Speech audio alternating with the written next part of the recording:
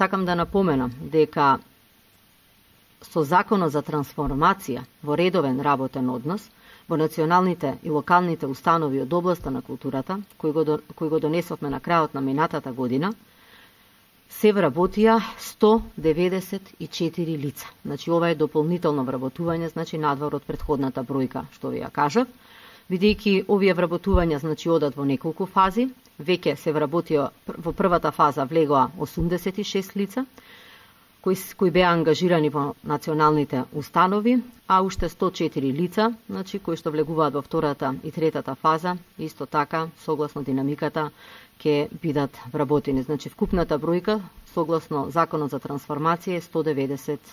лица, кои што беа ангажирани во самите институции, сега веќе го добија статусот на вработени. Уверена сум дека сите овие мерки значително ја подобрија позицијата на македонските уметници, во чие што професионално делување и усовршување настојуваме постојано да вложуваме. Исто така би сакала на оваа пресконференција да потсетам дека владата на Република Македонија и Министерството за култура во изминатиот период реализираа и други низа мерки кои се во функција на соодветна валоризација на уметничкиот труд.